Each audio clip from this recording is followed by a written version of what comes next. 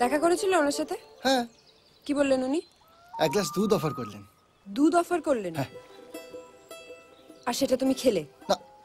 হ্যাঁ। তুমি জানো উনি কে? হ্যাঁ, তুমি তো নাম বলেছিলে, শ্যামল দত্ত। নাম জিজ্ঞেস করিনি। উনি কে সেটা জানো? আমার কাছে পুলিশ অফিসার হলে তোমার কাছে নিশ্চয়ই পুলিশ কমিশনার হবেন না? জোক মারছো? শ্যামল দত্ত আমার বাবা হন। হ্যাঁ? এ তুমি আগে বলনি কেন যে তুমি পুলিশের মেয়ে? কেন, আগে জানলে আমার সাথে প্রেম করতে না? ছাদে দাঁড়িয়ে হাত নাড়তে না?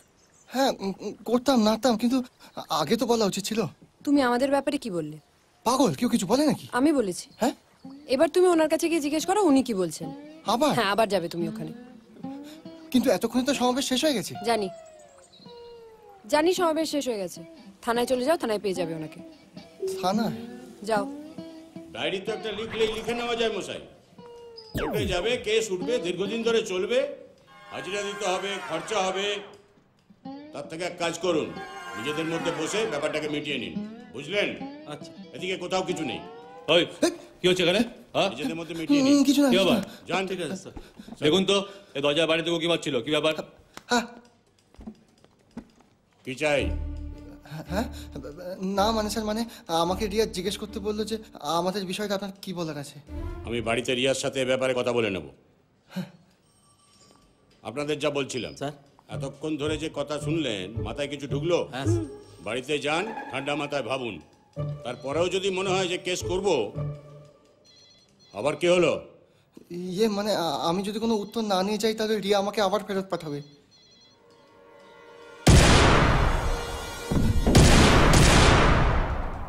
না না, আপনি যেটাই বলবেন না আমি সেটাই শুনবো। হ্যাঁ, ঠিক আছে, আমি আসছি।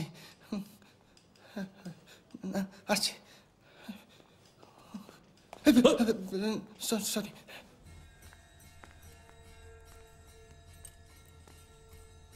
ছেলেটির সঙ্গে দেখা হয়েছে, কথাও হয়েছে। আমার মনে হয় এ ব্যাপারে আর না এগোনোই ভালো হবে। কেন কেন এগোবো না?